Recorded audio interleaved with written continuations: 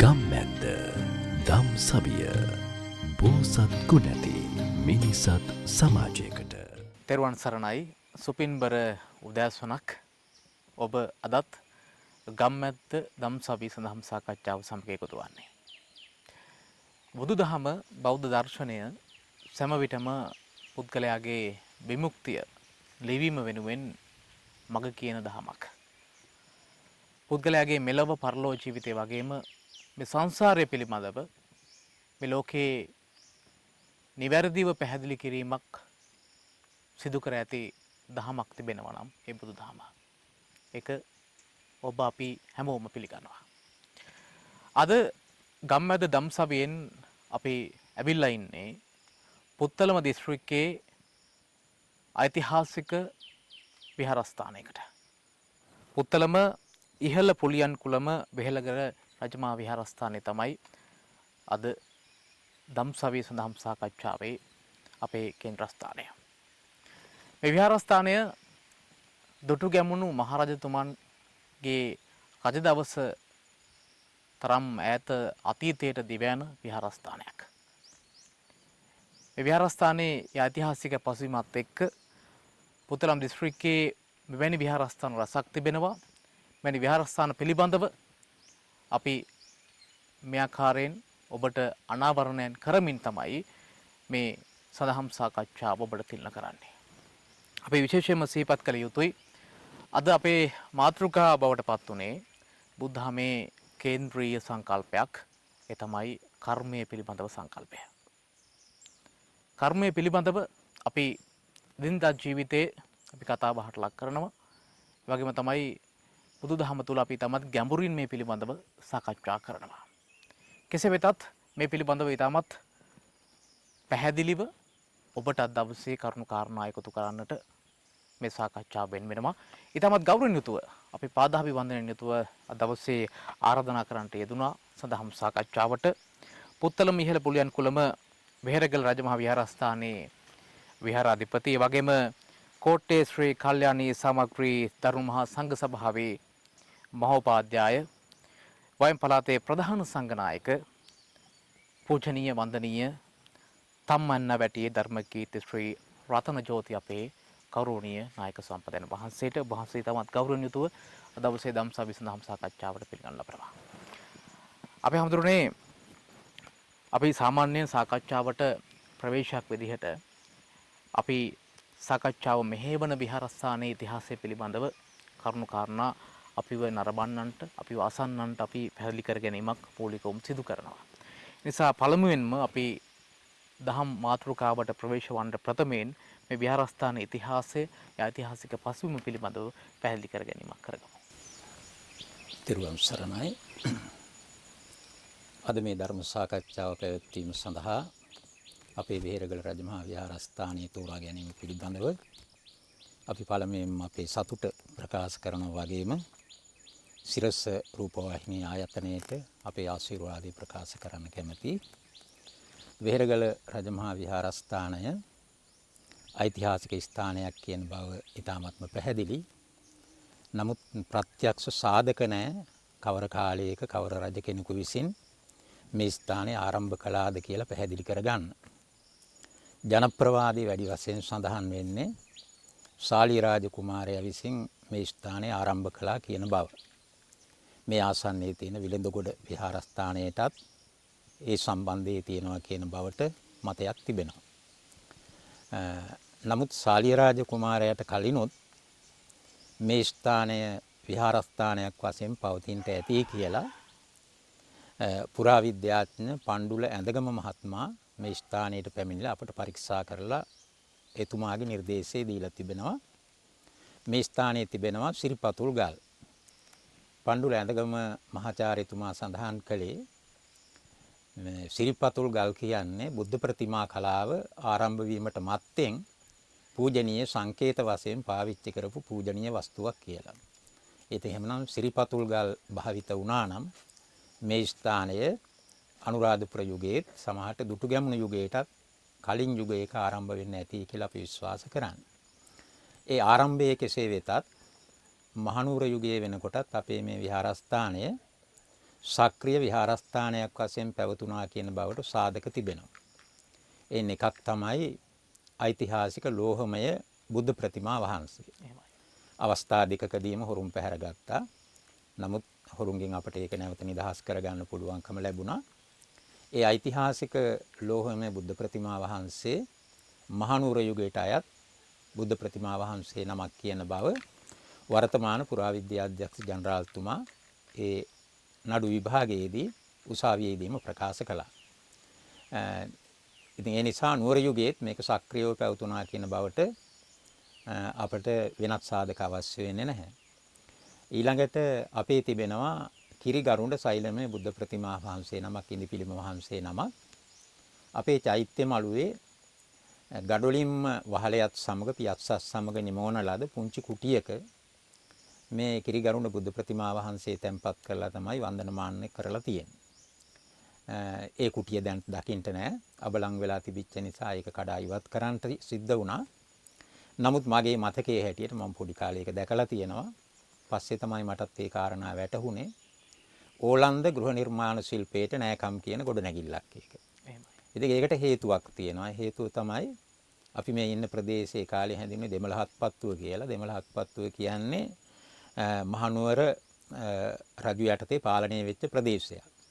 ඊළඟට එතනින් මාසන්නේ පුත්තලම් ප්‍රදේශයේ ඕලන්ද පාලනය යටතේ තිබුණේ. ඒ නිසා ඒ ඕලන්ද බලපෑම මේ ස්ථානයට මොන ආකාරයෙන් හරි ලැබෙන්නේ නැති කියලාත් අපි විශ්වාස කරනවා අර කියන ඒ ගොඩනැගිල්ල ඉදිකිරීම සඳහා. ඉතින් ඒ විදිහේ ඓතිහාසික තත්ත්වයක් අපේ විහාරස්ථානයේ තියෙනවා. වර්තමානයේ වෙනකොට විහාරස්ථානයේ අංග සම්පූර්ණ ස්ථානයක් බවට පත් වෙලා තිබෙනවා. හැම අංගයක්ම තියෙනවා. ඊට අමතරව අපි 2009 වර්ෂයේදී මේ ස්ථානයේ ප්‍රවචනාකර නමින් පිරිවෙනක් ආරම්භ කළා භික්ෂු අධ්‍යාපන ආයතනයක්. ඒ ආයතනයත් ඉතා සාර්ථකව අපි පවත්වාගෙන යනවා. ඉතින් ඒ නිසා එක අතකින් බෞද්ධ සිද්ධාස්ථානයක්, තවත් අතකින් බෞද්ධ අධ්‍යාපන ආයතනයක් පිරිවෙනක් හැටියට මේ ස්ථානය වර්තමානයේ වැදගත් ස්ථානයක් උසුලන බව අපි සතුටින් ප්‍රකාශ කරන්න කැමැතියි. එහෙමයි අපේ හඳුන්නේ. මේ විහාරස්ථානය එක්තරා ආකාරයක ඓතිහාසික වශයෙන් වැදගත්කමක් දරන ස්ථානයක් වගේම වර්තමානයේ වෙද්දී මහා සංඝරත්නයට මග කියන භික්ෂුන් වහන්සේලාට දැනුම ලබා දෙන පිරිවෙනක් බවට පත් කරලා තිබෙනවා. අපි හැම මොහොතකම උත්සාහ කරන්නේ මෙවැනි විහාරස්ථාන රට හඳුන්වා දෙමින් අපට කළ හැකි උපරිම දායකත්වය ලබා දෙන්නට අවශ්‍ය කරන මඟ පෙන්වීම සිදු කිරීම.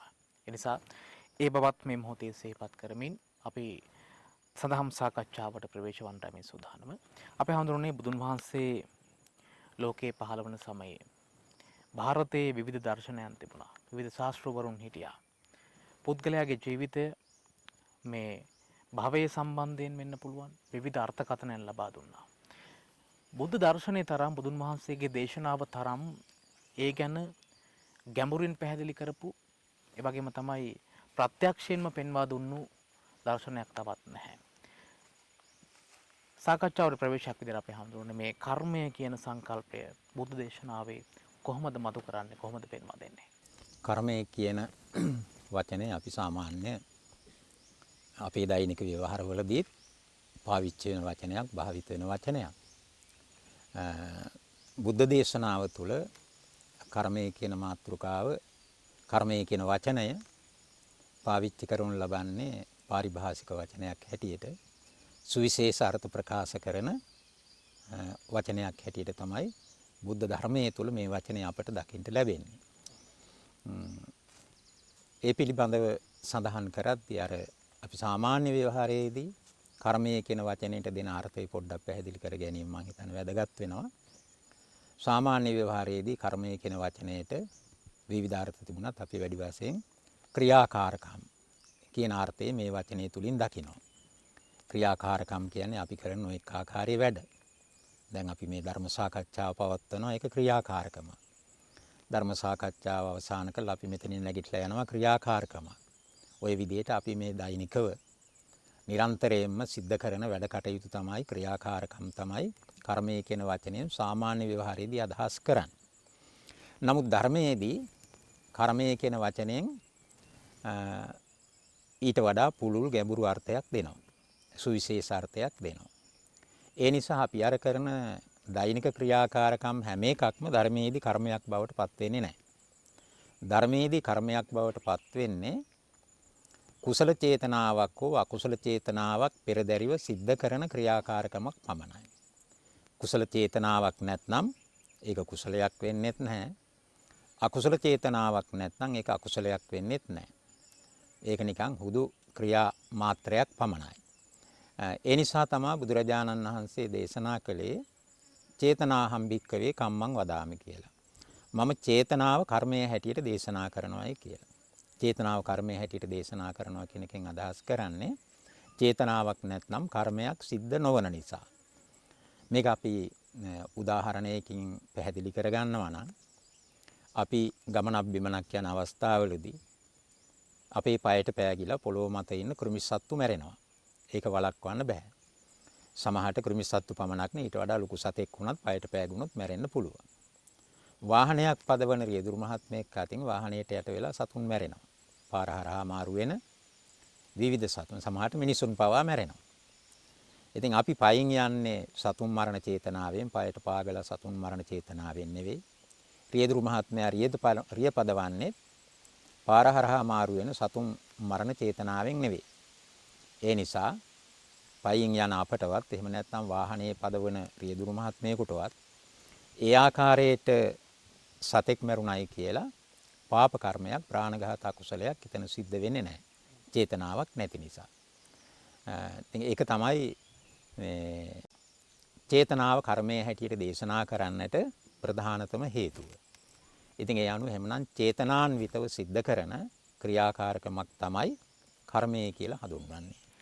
අපි හඳුන්වන්නේ දැන් මේ කර්මය කියන වචනය අපි එදිනදා විවහාරෙත් පාවිච්චි කරනවා. ඒ කියන්නේ මේක තමයි අපේ කර්මය. එදිනදා මොකක් හරි ප්‍රශ්නයක් ගැටලුවක් වුණාට පස්සේ එදිනදා ජීවිතේදී අපි කියනවා අපේ අය නිකම්ම කටින් කියවෙනවා අපි දකින්නම අපිට ඇහෙනවා මේක තමයි අපේ කර්මය කියලා. දැන් මේ කියන විවහාරය සහ බුදුදහමේ හඳුන්වන කම්ම නැත්නම් මේ කර්මය ක්‍රියාව කියන කාරණාව දෙක පැහැදිලි කර ගැනීම වටනවා මේ මොහොතේ. ඒකෙන් අදහස් කරන්නේ කෙනෙක් ඉන්නවා මේ කර්මයටම තැන දීලා කර්මයේ මැත්තේම මේ සියල්ලක්ම සිද්ධ වෙනවා කියන අදහසින් කාලය ගත කරන පිරිස් ඉන්නවා. ඉතින් ඒ අය තමයි මේ දුකක් විඳින්න සිද්ධ වුණොත් මේක අපේ කර්මය කියලා ඒ මැත්තේම ජීවත් වෙන්න කල්පනා කරන්නේ. නමුත් බුදු ධර්මයේ එහෙම කාරණාවක් ඉගැන්වෙන්නේ නැහැ. කර්මයේ ප්‍රධාන බලවේගයක් අපේ ජීවිත පැවැත්ම සම්බන්ධයෙන්. නමුත් කර්මයේ වෙනස් කළ නොහැකි බලවේගයක් කියලා බුදුරජාණන් වහන්සේ උගන්වලා නැහැ. ඒ කාරණා අපිට පැහැදිලි කරගන්න හේතු සාධක ගොඩක් තියෙනවා.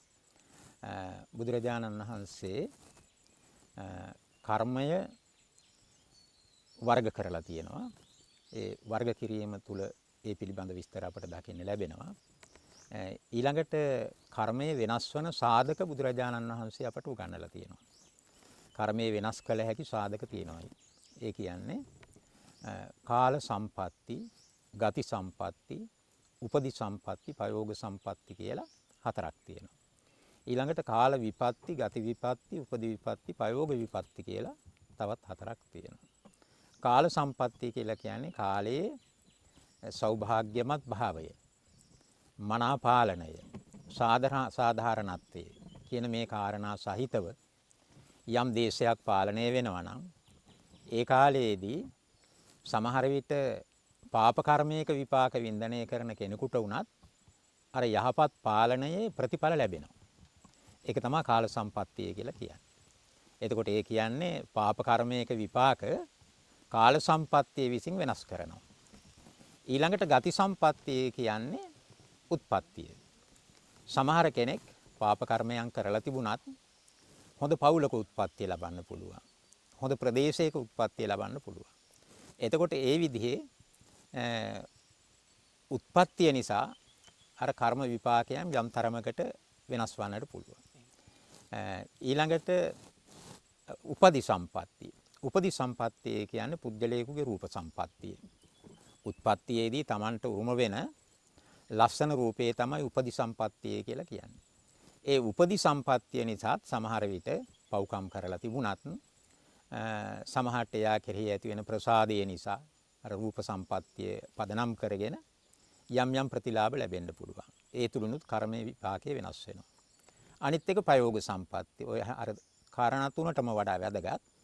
ප්‍රයෝග සම්පatti. ප්‍රයෝග සම්පත්තිය කියන්නේ ඒ පුද්ගලයාගේ උත්සාහවන්ත භාවය. කර්මයේ පිළිබඳවම කතා කර ඉන්නේ නැතුව මම මේ කර්මයට මුහුණ දෙනවා. මම මේක ජය ගන්නවා කියලා උත්සාහවන්තව කටයුතු කරලා කර්ම විපාකය වෙනස් කරන්න පුළුවන්කම තියෙනවා. මේක ඉතින් මට කාලයේ තියෙනවා නම් තව ටිකක් පැහැදිලි කරන්න පුළුවන්. බුදුරජාණන් වහන්සේ පුද්ගලයන් කොටස් 4කට බෙදලා තිබෙනවා මේ කර්මයේ සම්බන්ධව. ඒ කොටස් 4 කියලා කියන්නේ එක කොටසක් ඉන්නවා කම්ම පලූපජීවී න උත්ථාන පලූපජීවී කියලා. කම්ම පලූපජීවී කියලා කියන්නේ කර්ම විපාක වශයෙන්, පිනක විපාක වශයෙන් සැප සම්පත් වින්දනය කරනවා. හැබැයි උත්සාහවන්ත භාවයේ නැහැ. අර පිනින් තමන්ට ලැබෙන දේ පමණක් භුක්ති විඳින්මින් කාලය ගත කරන පුද්ගලයෝ ඉන්නවා. ඒ අය තමයි කම්ම පලූපජීවී න උත්ථාන පලූපජීවී කියලා කියන්නේ. ඊළඟට දෙවෙනි කණ්ඩායම බුදුරජාණන් වහන්සේ දක්වලා තිබෙනවා උත්ථාන පලූපජීවී න කම්ම පලූපජීවී. උත්ථාන පලූපජීවී කියන්නේ උත්ථාන වීරියේ තියෙන උත්සාහවන්ත භාවයේ තියෙනවා මේ කර්ම විපාකයක් නැහැ. ඒ කියන්නේ පෙර જાතියකදී පින් දහම් කරලා නැහැ. දුක්ඛිත ජීවිත උරුම කරගෙන උත්පත්ති ලැබලා තියෙන්නේ. නමුත් ඒකට තැන දෙන්නේ නැතුව අර උත්ථාන වීරියෙන් යුක්තව කටයුතු කරනවා. එතකොට මේ පින්නතාට පුළුවන්කම තිබෙනවා කර්ම විපාකේ යටපත් කරලා උත්ථාන වීරියෙන් ජීවත් වෙන්න. ඊළඟට බුදුරජාණන් වහන්සේ දක්වනවා න උත්ථාන ඵලූපජීවී න කම්ම ඵලූපජීවී. එක තුන්වෙනි කණ්ඩායම. උත්ථාන වීරිය ඇත්තෙත් නැහැ. පෙර පිනක් ඇත්තෙත් නැහැ. ওই දෙකම නැතුව අන්ත අසරණ දුක්ඛිත ජීවිත ගත කරනවා. ඉතින් ඒ පුද්ගලයන්ට උත්ථාන ඵලූපජීවී තත්ත්වයටපත් වෙන්න පුළුවන් නම් සමහරට හරි අඩක් පමණ අර දුක්ඛිත තත්ත්වයන් නැති කරගන්න පුළුවන්කම තිබෙනවා. ඊළඟට අවසාන වශයෙන් බුදුරජාණන් වහන්සේ දක්වලා තිබෙන්නේ කම්ම පලූපජීවී උත්ථාන පලූපජීවී. ඒ කියන්නේ පෙර පිනක් තියෙනවා මේ જાතියේ උත්සාහයක් තියෙනවා. උත්ථාන වීරියක් තියෙනවා. එතකොට ඒ පින්වතා පෙර පින් වශයෙන් Tamanට ලැබිච්ච විපාක වින්දනය කරනවා. එයින් සෑහීමටපත් වෙන්නේ නැතු උත්ථාන වීරියෙන් තවත් ඒවා වැඩි දියුණු කරගෙන සමාධි හෙළ මට්ටමකටපත් වෙනවා. ඉතින් සමාජයේ පිළිබඳ අපි විමර්ශනයක් කරලා බැලුවොත් ඔය කියන කණ්ඩායම් හතරට අයිති පුද්ගලයෝ තමයි මේ සමාජ ජීවත් වෙන්නේ. ඉතින් ඒ නිසා අර කර්මයේ කියලා ජීවත් වෙන අයට මේ කියන විග්‍රහය හොඳ පිළිතුරක් කියලා අපි විශ්වාස කරනවා. එහෙමයි අපි හඳුනන්නේ. දැන් අපි දකින්න දේ තමයි ගොඩක් වෙලාවට මේ අපි දහම ආශ්‍රය කරාට බණ දහම ඉගෙන ගත්තට පොතපත කියවුවට අපි මේ නිවැරදි දැක්ම නැත්නම් නිවැරදි අවබෝධය අපි ලබනවාද කියන කාරණාව. ඒ නිසා ධර්මය කියන දේ අපි පිළිවෙලට ඊටමත් නිවැරදිව ගලපමින් මේක අවබෝධ කරගත යුතු දෙයක්. එහෙම නැතුව යම්කිසි දෙයක් අපි වරදවා තේරුම් ගත්තොත් අපේ සමස්තය වැරදීමට තියෙන ඉඩකඩ ඊටමත් ඉහළයි.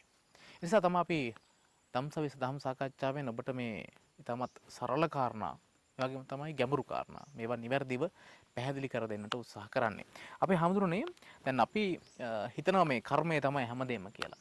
කර්මය නිසා තමයි මේ හැමදේම සිද්ධ වෙන්නේ කියලා අපි හිතනවා. හැබැයි බුදුදහම මේ කතාව ප්‍රතික්ෂේප කරනවා. බුද්ධහම තුල සඳහන් වෙනවනේ අපි හඳුරුනේ න්‍යාම ධර්ම පහක්ම තමයි මේ විශ්වයේ සියලු සංසිද්ධීන් තීරණය වෙන්නේ කියලා. උතු නියාම, බීජ නියාම, කම්ම නියාම, චිත්ත නියාම ආදී වශයෙන් කියලා. මම හිතන්නේ මේක අපිට තව තවත් පැහැදිලි කර දීමට හොඳ අවස්ථාවක්. කියන්නේ කර්මය කියන්නේ මේ නියම ධර්ම වලින් එකක් කියන කාරණා. මේකත් මේ මොහොතේ පැහැදිලි කර ගැනීම වටිනවා අපි හඳුනන. ඔව්. අපි මුලින් සඳහන් කළේ කර්මය කියන බලවේගය වෙනස් කරන්න පුළුවන්.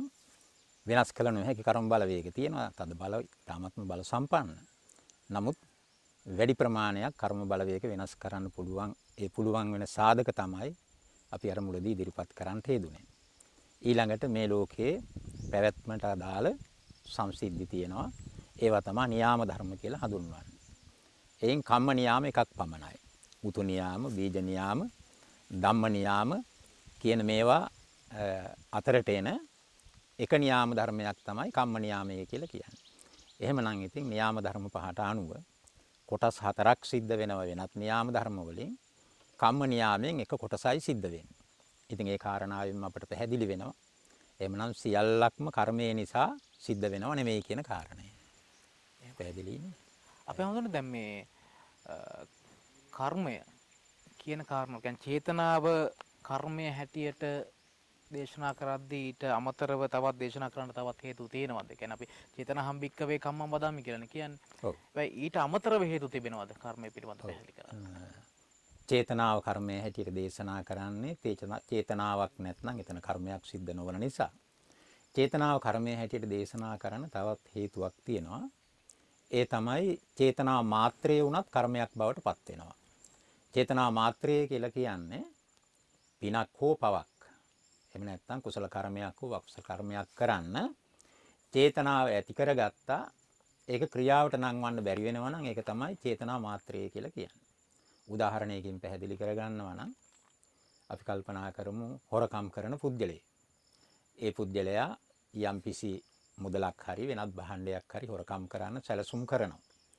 අද මේක මම හොරකම් කරනවමයි කියලා ඔක්කොම සැලසුම් කරලා මේක හොරකම් කරන්න කටයුතු කරනවා. නමුත් ඒක පැහැර ගන්න බැරි වෙනවා. නමුත් ඒ පුද්ගලයාට පස්සේ සැනසෙන්න පුළුවන් කමක් නැහැ. මම හොරකම් කරන්න කල්පනා කළාට හොරකම් කළේ නැහැ.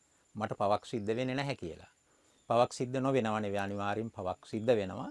මුලින්ම මේක හොරකම් කරනවා කියන චේතනාව ඇති කර ගැනීම නිසා.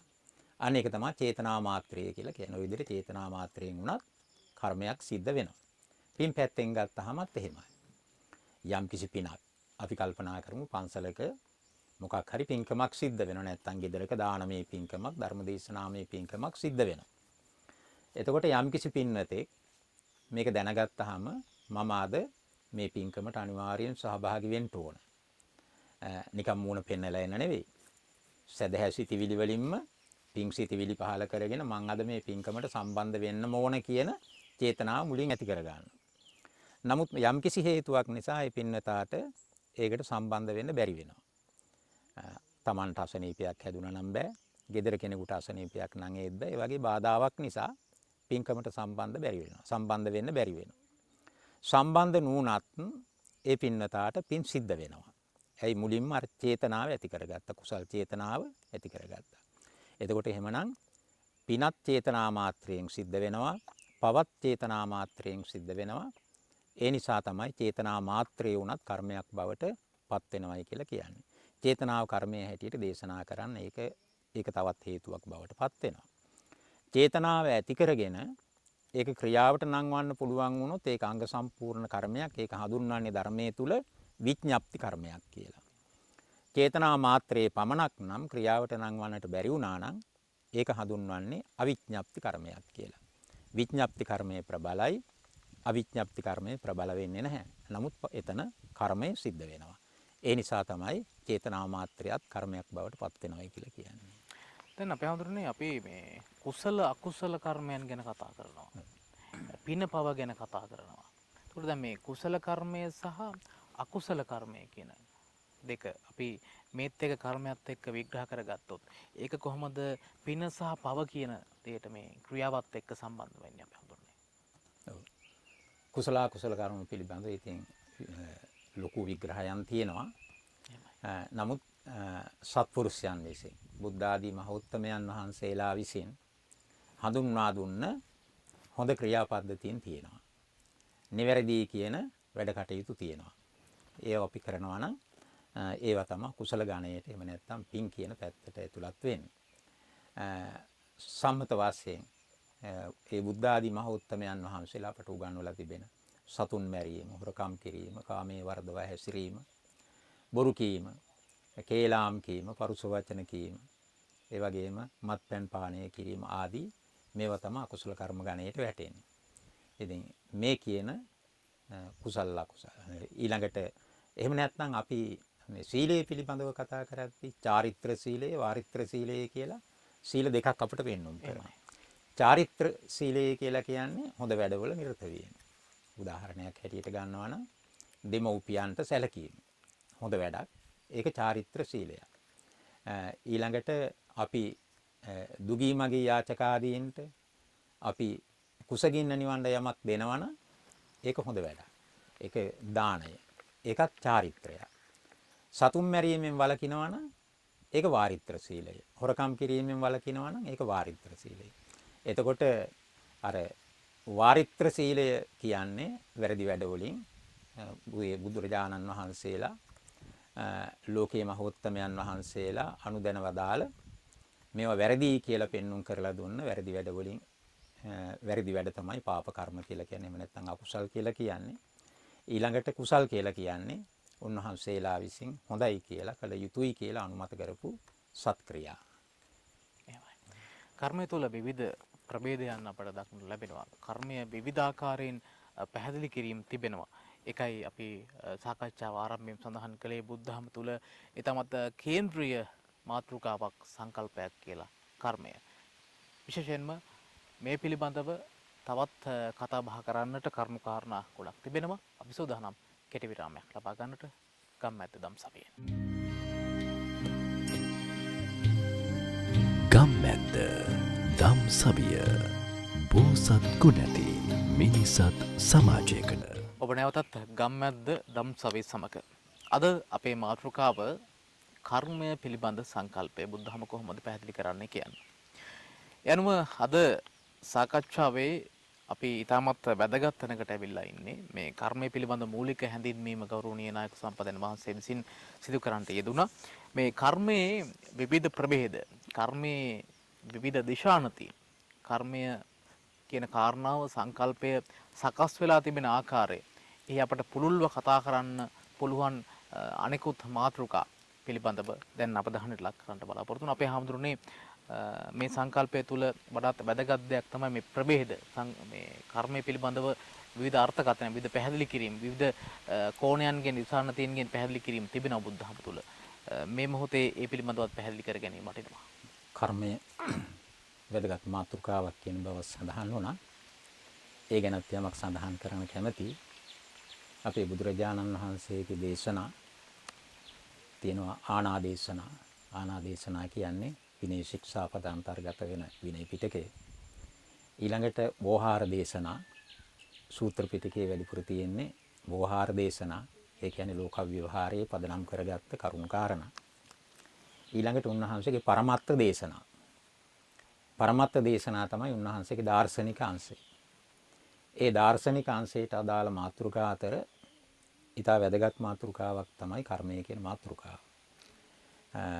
දාර්ශනික අංශයට අදාළ චතුරාර්ය සත්‍ය දේශනාව, ඒ තුල ආර්ය අෂ්ටාංගික මාර්ගයේ පටිච්ච සමුප්පාදය නැත්නම් හේතුඵල ධර්මය, ඒ වගේම සත්‍තිස් බෝධිපාක්ෂික ධර්ම, පුනර්භවය, මේවා උන්වහන්සේගේ දාර්ශනික අංශයේ මාතෘකා අතර වැදගත් මාතෘකා.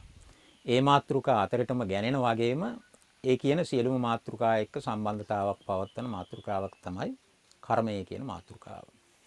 ඒ වගේම කර්මය ප්‍රතුල මාතෘකාවක්, හුඟක් පළල් මාතෘකාවක්. ඒ වගේම ගැඹීර ගැඹුරු මාතෘකාවක්. ඒ විතරක් නෙවෙයි සංකීර්ණ මාතෘකාවක්. සංකීර්ණ මාතෘකාවක් කියන්නේ ඔය අපේ බොහෝ දෙනෙක් මේ කර්මයේ පටලවාගෙන තියෙන්නේ මේ සංකීර්ණ භාවය නිසා. බුදුරජාණන් වහන්සේ කම්මං සත්තේ විභජති යදිදං හීන පණීතතාය කියලා දේශනා කළා. කර්මයේ විසින් තමයි සත්‍යය උසස්ස පහත්ත කියලා බෙදන්නේ කියලා. නමුත් ඒක ඒකාන්ත දේශනාවක් නෙවෙයි. වෙනත් දේශනාවලින් උන්වහන්සේ ඒක නිෂේධනය වෙන ආකාරය, ඒක වෙනස් කළ හැකි ආකාරයට මුලින් සාකච්ඡා කළා, දේශනා කරලා තියෙනවා. ඉතින් අන්න ඒ නිසා මේ කර්මය කියන මාතෘකාව තුළ යම්කිසි සංකීර්ණ භාවයකුත් අපට දකින්න ලැබෙනවා. නමුත් බෞද්ධයන් හැටියට පමණක් නෙවෙයි, සමස්ත ලෝකවාසීන්ම කර්මය පිළිබඳව හදාරලා කර්මය හොඳින් අඳුනාගෙන කටයුතු කරනවා නම් ඇත්ත වශයෙන් ලෝකේ හදන්න ඊටාම අත්‍යවශ්‍ය වැදගත් මාතෘකාවක් කර්මය කියන මාතෘකාවයි. ඒ කාරණාව සඳහන් කරමින් අපි කර්මයේ ප්‍රභේද පිළිබඳව කතා කරනවා නම් අපි මුලිනුත් සඳහන් කළ කුසල කර්ම, අකුසල කර්ම කියලා ප්‍රධාන වශයෙන් කොටස් දෙකකට බෙදන්න පුළුවන්. ඊළඟට කාමාවචර, රූපාවචර, අරූපාවචර කියලා ඒ විදිහට ක්‍රම තුනකට බෙදන්නත් පුළුවන්. ඊටත් වඩා වැදගත් වෙන විග්‍රහය බෙදීම තමයි කර්මයේ විපාක දෙන කාල වශයෙන් කොටස් හතරකට බෙදලා තියෙනවා. ගරුක කර්මය විපාක දෙන අනුපිළිවෙල වශයෙන්, කාල වශයෙන් නෙවෙයි විපාක දෙන අනුපිළිවෙල වශයෙන් කොටස් හතරකට බෙදලා තිබෙනවා. ගරුක කර්මය, ආසන්න කර්මය, ආචින්න කර්මය, කටත්තා කර්මය කියලා. කර්මය හොඳට ඇඳිනගෙන ජීවිත හැඩගස්වා ගන්න මේ කර්මයේ විපාක දෙන අනුපිළිවෙල ජනතාවට අතිශයින්ම වැදගත් වෙනවා. ගරුක කර්මය කියලා කියන්නේ බල සම්පන්න කර්ම කියන එකයි. බල සම්පන්න කියන එකෙන් අදහස් කරන්නේ අනික් හැම කර්මයකටම වඩා ශක්තිමත් බල සම්පන්නයි විපාක දීමේදී ඉදිරියට එන කර්ම. ඒවා සඳහන් කරනවා නම් අකුසල් පැත්තෙන් ගරුක කර්ම කියන්නේ ආනන්තරීය කර්ම පහට. මව මැරීම, පියා මැරීම, රහතන් වහන්සේලා මැරීම, බුදුරජාණන් වහන්සේගේ ශරීරයේ ලේසෙලවීම, සංඝ භේද කිරීම කියන මේ පාප කර්ම පහ තමයි අනන්තරීය පාප කර්ම කියන්නේ. ඒවා ගරුක කර්ම. මේ ගරුක කර්මයක් යම්කිසි කෙනෙක් කරලා තිබුණොත් ඒ පුද්ගලයාට කිසිම නිදහසක් නැහැ. මිය ගිය ගමන්ම අවීචි මහා නරකයේ තමයි උත්පත්ති ලබන්නේ. මොනම කර්මයකින්වත් වෙනස් කරන්න බෑ. ගරුක කර්මයක් වෙන මොනම කර්මයකින්වත් වෙනස් කරන්න බෑ. දැන් අපි කල්පනා කරමු යම්කිසි කෙනෙක් තමන්ගේ මව මැරුවයි කියලා. කලාතුරකින් එහෙම සිද්ධ වෙන අවස්ථා තියෙනවා. හැබැයි ඒ බඳු පුද්ගලයෙක් වුණත් පස්සේ කාලයේදී පසුතැවිල්ලටපත් වෙනවා. මම ලොකු පාප කර්මයක් කරගත්ත අවාසනාවන්තයෙක්, මගේ අතින් මගේ අම්මා මිය ගියා. ඒ නිසා මම ඒ පාප කර්මය ගෙවන්න පුළුවන් තරම් පින්කම් කරන්න ඕන කියලා තමන්ගේ මුළු ශේෂතම වැය කරලා වුණත් පින්දහම් කරන්න පුළුවන්. ඒකලත් අර පාප කර්මයේ විපාකය වෙනස් කරන්න පුළුවන් කමක් නැහැ.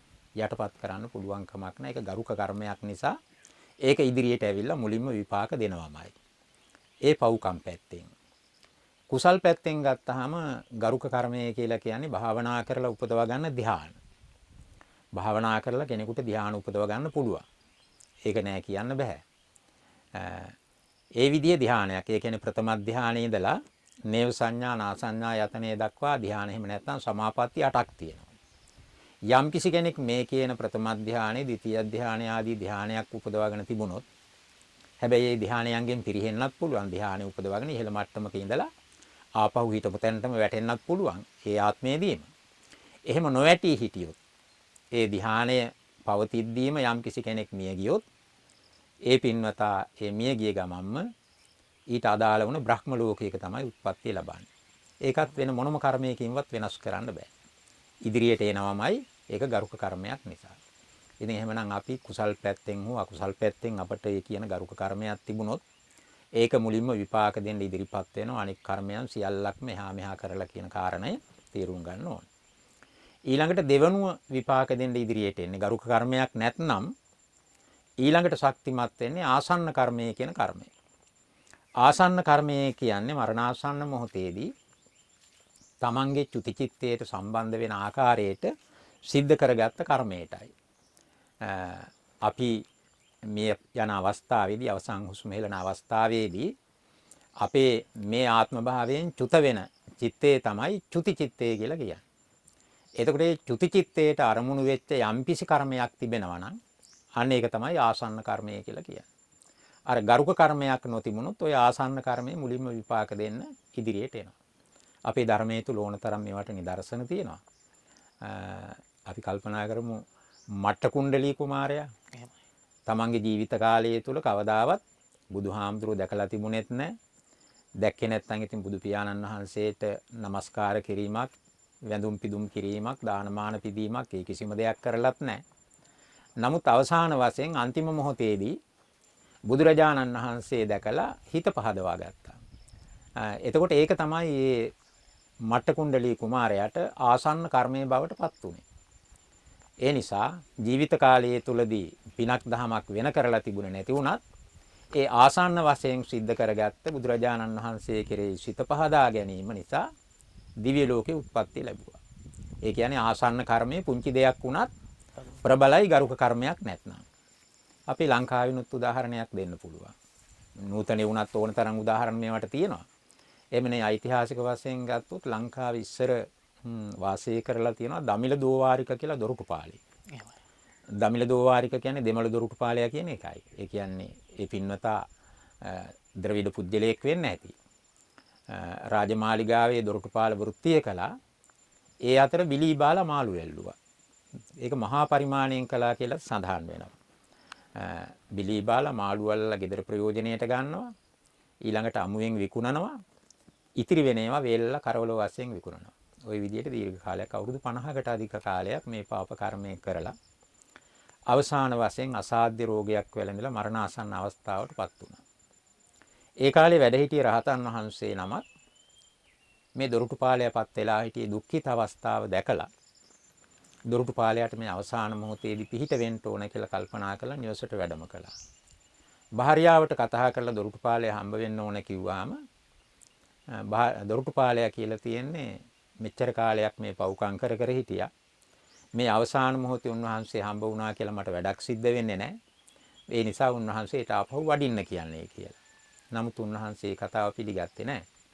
දොරටුපාලයා ළඟටම වැඩලා පන්සිල් සමාදන් වෙන්න පුළුවන්ද කියලා ඇහුවාම පුළුවන් ස්වාමීනි කිව්වා. নমස්කාරයේ කියවලා බුද්ධං සරණං ගච්ඡාමි ධම්මං සරණං ගච්ඡාමි සංඝං සරණං ගච්ඡාමි කියන තිසරණය කියෙව්වා. තිසරණය කියවලා අවසාන වෙනවත් එකම දොරටුපාලයා මිය ගියා. මිය ගිහිල්ලා දොරටුපාලයා හොඳ තැනක උප්පත්තිය ලැබුවා. ඉතින් එතකොට අපිට පැහැදිලි වෙනවා එහෙමනම් අර එතෙක්කල් අවුරුදු 50කට අධික කාලයක් බිලී බාලා මාළු වැල්ලුවා.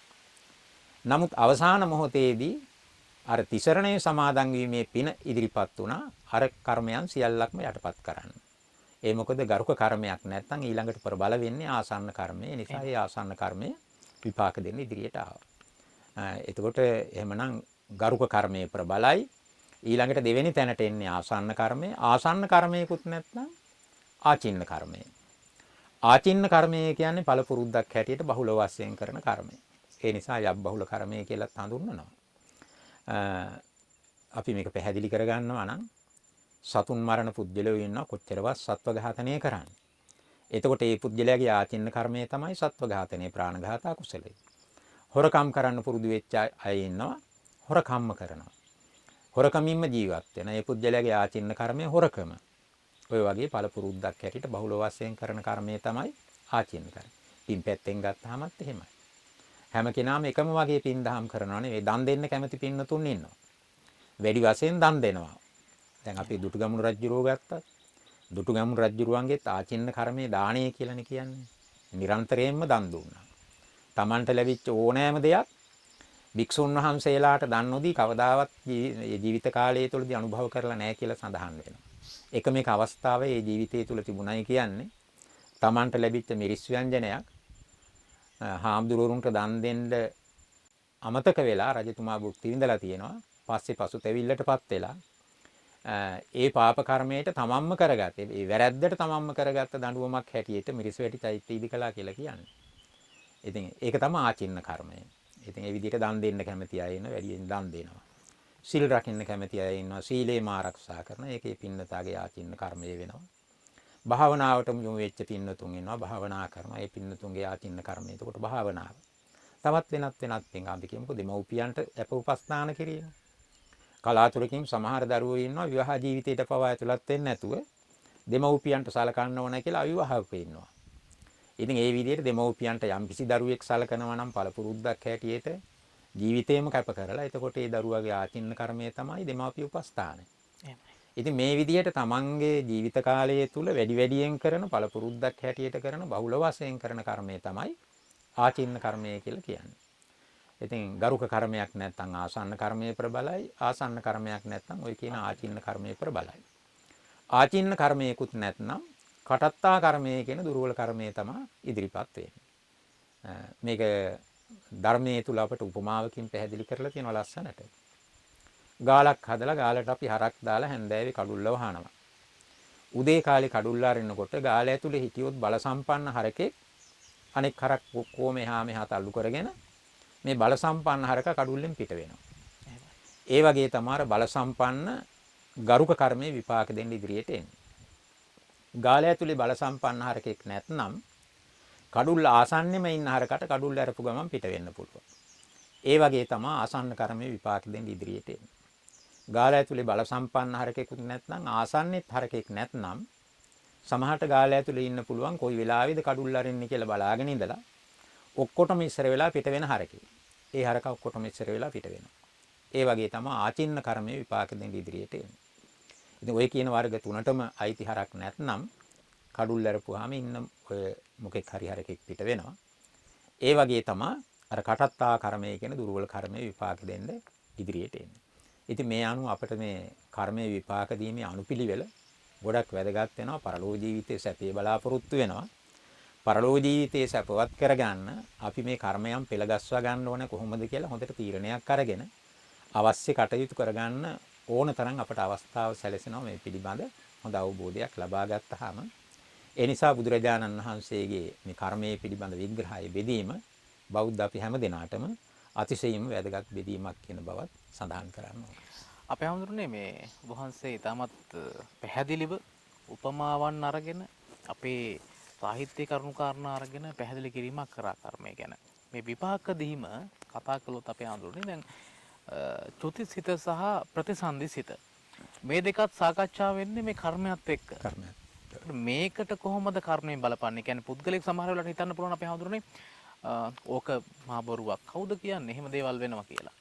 කොච්චර පව් වැඩ කරත් දැන් බලන්නකෝ අනිත් අය ඉන්නව සමාජයේ වැරදිමයි කරන්නේ. කොහේයට කිසි ප්‍රශ්නයක් නැහැ නේ. අපි මේ කොච්චර හොඳින් හිටියත් අපටමනේ වැරදි දේවල් සිද්ධ වෙන්නේ. අපටමනේ පාඩු සිද්ධ වෙන්නේ.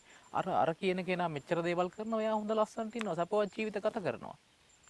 මෙහෙම ප්‍රශ්න එන්න පුළුවන්. දැන් මේ කාරණාවේදී ඒකට පිළිතුරක් තිබෙනවා. දැන් ඒ වගේම තමයි චුතිසිත සහ ප්‍රසන්නසිත කියන කාරණාවත් පුද්ගලයෙක් මිය ගිහිල්ලා ඊට පස්සේ යලිත් පුද්ගලයෙක් ඉපදී මේක අපි බුද්ධහම තුල පුනර්භවයේ සංකල්පය තුලත් කතා කරනවා. මේ කාරණාවත් කෙටියෙන් නෝ පැහැදිලි කර ගැනීම අපේ හඳුනන වටිනවා මේ මොහොතේ.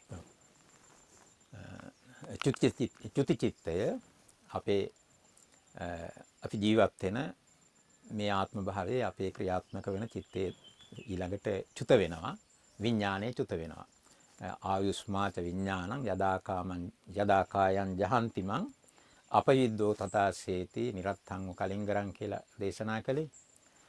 කෙනෙක් මේ යනකොට ආයුෂයයි ශරීරගත උෂ්ණත්වයයි ඊළඟට විඥානයයි චුත වෙනවා. එතකොට මේ විඥානය අපෙන් චුත වෙලා යන විඥානය තමයි චුති චිත්තය කියලා අපි හඳුන්වන්නේ. එතකොට මේ චුති චිත්තය ඒකම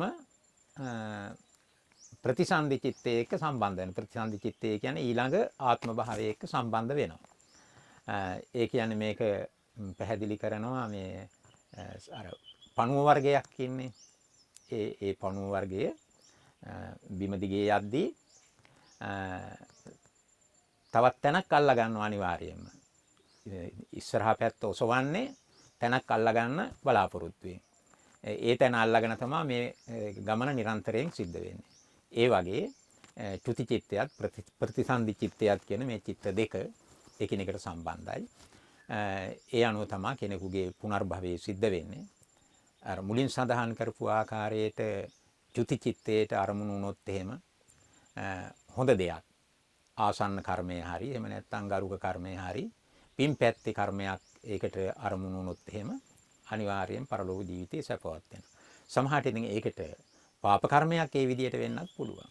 පව්කම් කරන කෙනෙකුට ආසන්න චිත්තය සමහර විට කායික වශයෙන් නොකලත් ආසන්න වශයෙන් වෛරීසාගත චේතනාවක් කවුරු හරි පිළිබඳව ඇති කරගෙන කෙනෙක් මේ යන්න පුළුවන්. එතකොට ඒ පුද්ගලයා නරක තැනක උපදින්න පුළුවන්. මෙලෝ වශයෙන් ඊ타ත්ම හොඳ ජීවිතයක් ගත කරපු කෙනෙක්. ඕනතරම් පින්දහම් කරපු කෙනෙක්. අපිට කියන්න බෑ. නමුත් චිත්තේ කොහොම වෙයිද කියලා, හිතේ මොන දේ තිබුණාද කියලා මරණාසන්න අවස්ථාවේදී Tamanගේ විරුද්ධවාදීන් පිළිබඳව මතකයට ඇවිල්ලා පරණ කෝන්තර මතක් වෙලා ඒ පුද්ගලයා පිළිබඳ වෛරසහගත හැඟීමක් ඇති කරගෙන මිය ගියා නම් එතකොට ඒ පුද්ගලයාගේ ආසන්න කර්මයේ බවට පත් වෙන්නේ අර වෛරසහගත හැඟීම, චිත්තය. එතකොට ඒ හේතුවෙන් නරක තැනක උපදින්න පුළුවන්.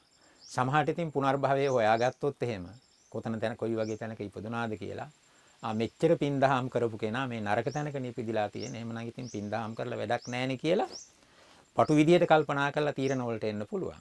නමුත් කර්මයේ පිළිබඳ විග්‍රහයට අනුව එහෙම සිද්ධ වෙන්න පුළුවන්. ඒ නිසා තමයි ඉතින් වැදගත් වෙන්නේ අපට අර කර්මයේ විපාක දීමේ අනුපිළිවෙල ආදී දැනගෙන මේ කර්මය අපි උපයෝගී කරගන්න ඕන. අපේ මෙලොව ජීවිතේ, පරලොව ජීවිතය, දෙලොව ජීවිතේම සැපවත් කර ගැනීම සඳහා කියන එක තමයි මේ විග්‍රහයන්ගෙන් අපට පැහැදිලි කරගන්න පුළුවන්කම ලැබෙන්නේ. අපේ හමුවේ අතුරු ප්‍රශ්නයක්. ඒ කියන්නේ දැන් කෙනෙක් මිය යද්දී, මිය යන මොහොතේදී සිහි විකල් වෙලා, ඔහුට සිහියක් නැහැ. කොහොම තත්ත්වේ පසු වෙන අය ඉන්නවනේ. වසර ගණන්, මාස ගණන් ඉන්නන. ඔහු මිය යනවා. ඒ මොහොතේදී චුතිසිතක් පහළ වෙන්නට පුළුවන් ද අපේ හඳුරන්නේ? කෙනෙක් අවසන් හුස්ම හෙළන තුරාවටම ඒ චිත්තය ක්‍රියාත්මකයි. ඒ නිසා මෙලොව ජීවත් වෙන්නේ. එහෙමයි. ඔව් ඒ නිසා ඒ චිත්තේ ක්‍රියාත්මක වෙන්නේ නැහැ කියලා කියන්න පුළුවන් කමක් නැහැ. හැබැයි බුද්ධ ධර්මයේ අපි ඉගෙන ගන්න දැන් අපේ මේ හාමුදුරුවෝ එහෙම අපවත් වුණාම අපවත් වීමේ දැන්වීමේ සඳහන් කරනවා සති සම්පජඤ්ඤයෙන් යුක්තව අපවත් වුණා කියලා. එහෙමයි. සති සම්පජඤ්ඤයෙන් යුක්තව අපවත් වුණා කියන්නේ මනස සිහියෙන් යුක්තව අපවත් වුණා කියන එකයි. මොකද මේ සිහියෙන් යුක්තව අපවත් වීම වාසනාවක් හැටියට සැලකන්නේ. ඒ සිහියෙන් යුක්තව අපවත් වෙනවා නම් මේ යනවා නම් අර මෙලොව වශයෙන් තමන්ගේ ජීවිත කාලය තුල කරපු පින්දහම් පිළිබඳව හොඳ වැඩ පිළිබඳව කල්පනා කරලා මතක් කරලා දීලා ඒවා චුතිචිත්තයට සම්බන්ධ කරගන්න පුළුවන් වෙනවනේ. ඒකයි අර මේ සති සම්පජඤ්ඤයෙන් යුක්තව මේ යාම හොඳයි කියලා කියන්නේ. ඉතින් එහෙම නුනත් චිත්තේ ක්‍රියාත්මක වෙනවා. මගේ පොඩි අත්දැකීමක් ඊයේ පෙරේදා සිද්ධ වෙච්ච. මේ වයස්ක මාතාවක් බොහොම අසාධ්‍යත්වයටපත් වෙලා කන්නේ බොන්නේත් නැහැ, සිහි කල්පනාවකුත් නැහැ. පිරිත් ටිකක් කියන්න ඕනේ, පිරිකරක්වත් පූජා කරන්න ඕනේ කියලා අපට ආරාධනා කළා. ඊට පස්සේ අපි ගියා. වචනයක්වත් කතා කළේ නැහැ. ඒ දූ දරුවොත් ඉතින් පුළුවන් තරම් මහන්සි ගත්ත කතා කරලා නායක හඳුරු වැඩලා ඉන්නවා පිරිත් කියන්න. ඒවා මේවා කිව්වා. ඒ කිව්වත් කතාවත් කළේ නැහැ. ඉතින් කරන්න දෙයක් නැහැ. මාත් ඉතින් පිරිත් ටිකක් කියලා පිරිත් නූල් බැඳලා ආවා පන්සලට. ඊට පහුවදා ආරංචි වුණා දැන් හොඳට සිහිය ඇවිල්ලා කතා බස් කරනවායි කියලා. ඊට පස්සේ දවස් දෙක තුනකට පස්සේ මම ආයි ගියා. ආයි ගිහිල්ලා මම කතා කළා. අපි පහුගිය දවසට ඇවිල්ලා මේ පිරිත් කිව්වනේ. මම ඒක කතා කළේ නෑනේ කියලා මම අහුවාම ඔව් පිරිත් කිව්වා මට තේරුණා කියලා කිව්වා. ඉතින් එතකොට ඒ කියන්නේ අර ඒ වෙලාවේ අපිත් එක්ක කතා කරන්න ශක්තියක් නොතිබුණාට එයාගේ චිත්තය ක්‍රියාත්මකයි, විඥානය ක්‍රියාත්මකයි. ඉතින් ඒ නිසා ඔය සමහරට මාස ගණන් වුණත් මේ 100ක් පතක් නැතුව ඉඳලා මිය ගියා කිව්වට විඥානීය ක්‍රියාත්මකයි කියන එක එකෙන් පැහැදිලියි. එහෙමයි හඳුන්නේ. අපි කර්මය ගැන කතා කරද්දී වහන්සේ කර්මයේ සම්බන්ධයෙන් විවිධ ප්‍රභේද විවිධ පැහැදිලි කිරීම් සිදු කරන්නට යෙදුණා. අපි හඳුන්නේ එක්තරා තැනක සඳහන් වෙනවා මේ අහෝසි කර්ම කියලා. කර්මය තුළ අහෝසි කර්ම. ඒ කියන්නේ අපි අතින් සමහර වැරදි සිදු වෙද්දී ඒවා කාලයත් එක්ක අපි කරන කුසල කර්මයන් එක්ක ඒක අහෝසි වෙලා යනවා කියලා. මේ කාරණය සමහරක් වෙලාවට අපේ අය වැරදි විදිහට අර්ථකථනය කරගන්නවා. ඒ කියන්නේ මෙහෙම කරාට කමක් නැහැ මේක පොඩි දෙයක්නේ, පොඩි වැරද්දක්නේ, පොඩි අකුසලයක්නේ කියලා. මෙන්න කොහොමද මේ අහෝසි කර්මය කියන එක සිද්ධ වෙන්නේ කියන කාරණා පොඩ්ඩක් පැහැදිලි කරොත් ඒක වටනවා. අපි මේ සංසාරයේ මේක අනවරාග්‍ර සංසාරේ කියලා කියන්නේ. බුදුහාඳුරෝ දේශනා කළේ පුබ්බා කෝටින පඤ්ඤායති, පච්චිමා කෝටින පඤ්ඤායති. මුල් කෙරවල පෙනෙන්නෙත් නැහැ, අග කෙලවර පෙනෙන්නෙත් නැහැ. ඒ තරම් අනාදිමත් සංසාරයක අපි සැරිසරන්නේ. ඔය ඉතින් සංසාරයේ සැරිසරන මුළු කාලෙම අපි කරන්නේ කර්ම රැස් කිරීම. ඉතින් ඒවා අසීමිතයි, අප්‍රමාණයි, මහා සාගරයේ වගේ. සංසාරයේ සැරිසරන කාලය මේවා සමහරට අපිට විපාක දෙන්න කාලේ ප්‍රමාණවත් වෙන්නේ නැහැ. අපි ජීවත් වෙන කාලයේ සංසාරයේ සැරිසරන කාලේ ඒවා විපාක දෙන්න අපිට ප්‍රමාණවත් වෙන්නේ නැහැ. නමුත් අපි සංසාරයේ සැරිසරනවා. හැබැයි අපේ ධර්මයට අනුව අපි චතුරාර්ය සත්‍ය අවබෝධයෙන් සකල ක්ලේශයන් ප්‍රහීන කරලා නිර්වාණය සාක්ෂාත් කරගත්තාම එතනින් ඔය තියෙන සියල්ලක්ම අහෝසි වෙලා යනවා. ඉන් එහාට ඒවා ක්‍රියාත්මක වෙන්නේ නැහැ. පුඤ්ඤ පාප පහීනස්ස කියලා කියන්නේ ඒකනේ. රහතන් වහන්සේලාට පින්පව් දෙකම ප්‍රහීන කළ උත්තමය කියලා. එතකොට ඒ විදිහට අපි සංසාරයේ තුල රැස් කරන පාප කර්මයක් වෙන්න පුළුවන්. එහෙම නැත්නම් කුසල කර්මයක් වෙන්න පුළුවන්. මේ හැම දෙයක්ම අපි රහත් භාවයටපත් වෙනකොට නිවන් දකිනකොට අහෝසි වෙලා යනවා. ඊට කලින් කරන්න පුළුවන්කම තියෙන්නේ ඒවා ඈතට තල්ලු කරන එක.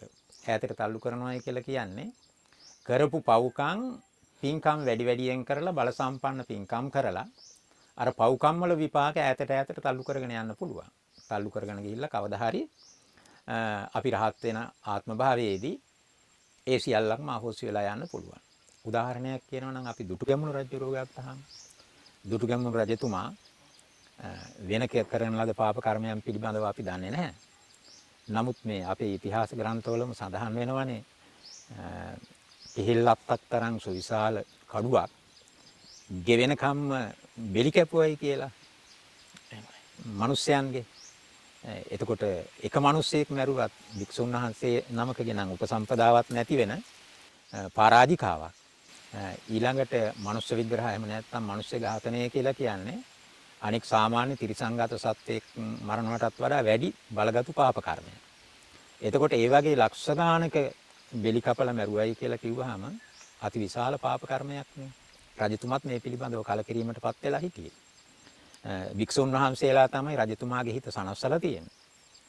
ඉතින් කොහොම හරි රජතුමා මේ යන්න ආසන්න අවස්ථාවේදී රජතුමාගේ තිබිලා තියෙනවා පින්පොතක්.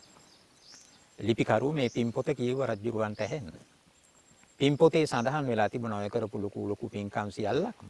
ඒ අතර පුංචි පින්කමක් පිළිබඳව සඳහන් වෙලා. පුංචි පින්කමක් කිය අපි හිතන්නේ පුංචි පින්කමක් කියලා.